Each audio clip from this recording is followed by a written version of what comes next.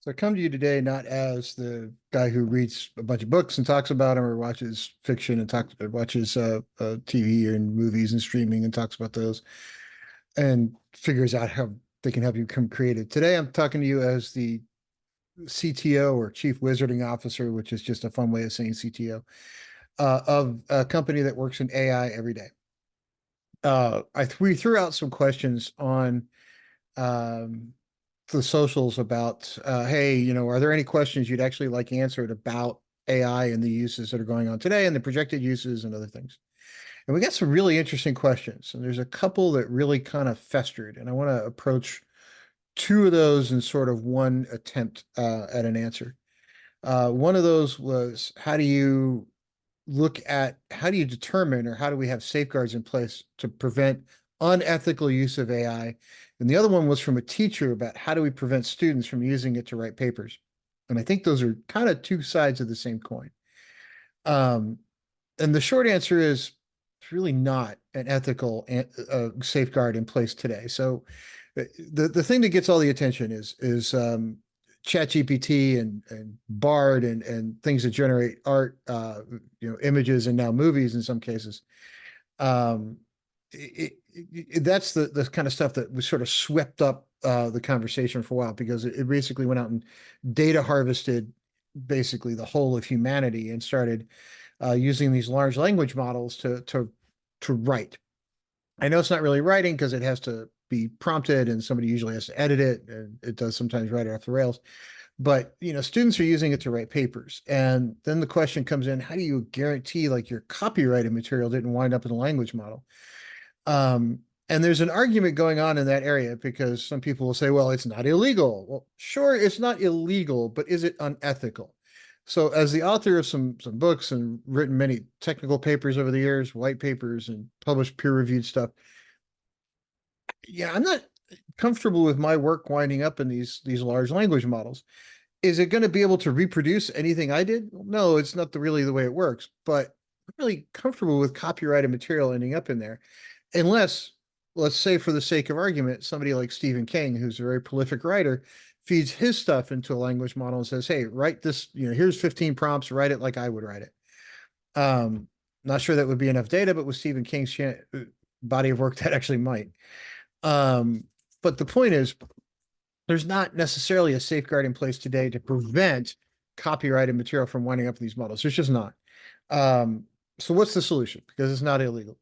How do we guarantee it doesn't happen? Well, there's not really a good answer, because the only way to solve that riddle today is just go take it to court. And now you're fighting some massive companies. And that's not that easy to do, because they're vested in making sure those language models go out and produce for them. Um, and the other one is, how do you stop students from using it? And can you spot an AI written paper a mile off? I've seen a bunch of AI generated stuff, and anybody who reads a bunch of papers can usually tell when something is written by AI. But as these large language models improve, that's going to come tougher and tougher. So, educationally speaking, if I go assign a 10-page paper to a high school student, how do I know that they actually did the work, and how do I know the computer didn't? That's a really good question. There's not a good answer out there for that. There's not like a, hey, feed it into the system and it'll tell you if it was written by AI or not. And as somebody who is taught, and I know when you're trying to grade 150 papers at the same time, or 50 papers at the same time, sometimes you look at it and go, well, that's really doesn't sound like that student. So you go off and try to figure out whether or not they copied it from someplace. And I did catch a couple of students plagiarizing. Yeah, you type in a complex sentence that's in the paper into Google and it finds the original paper for you. But being a physicist by training and teaching highly technical stuff, there's not as many options for it to go find. So, and it does kind of stand out when people are cheating to a very bad level. But there's really not a safeguard. There's just not. Should there be one? Absolutely, I think there should be one. Where does that line get drawn? That's another really good question, because AI can come in and actually solve a bunch of problems for you, but where's that line? And it's really not well defined. So I think, unfortunately, there's no good answer to those two questions. Uh, companies are not going to stop training their large language models until there's some kind of a law or regulation put in place that says thou shalt.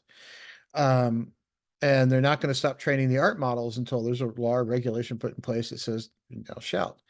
And I can see their argument that it does drastically reduce cost for a lot of highly expensive stuff to have done, especially on the artwork side, especially on the writing side. It can reduce time, and time is money. And I get it. I get the efficiency side. I also get the other argument that you took a bunch of my copyrighted stuff and fed it into your large language model to teach it. So I wish I had a silver bullet for you on that one. I don't. But it is something the community should really get around. The challenge is the community doesn't necessarily interact with politicians and lawmakers all that well.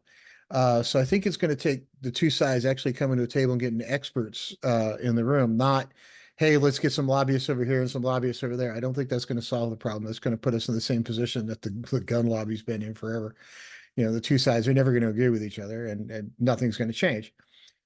This one probably needs to be some agreement on, and needs to be somebody, you know, that can kind of broker a deal that actually makes sense. But I think there's a huge difference, and it was a well-crafted question. There's a huge difference between whether or not it's legal to do something and whether or not it's ethical to do something. And right now, those large language models and the art generating tools are legal. Not sure they're ethical. Somebody will probably pop up and say, "Oh, from a legal perspective, they passed the definition of ethical." But the legal definition of ethical is not what most people call ethical, right? So, um, just so I think that is a conversation that's worth having. I don't know who's going to lead it. I don't know who's going to take charge of it, but it's going to be a complicated one. And it's going to be an expensive one to go have that discussion. It's not going to be inexpensive to solve that problem because there's vested interest on both sides in keeping it either the way it is or the way it's going.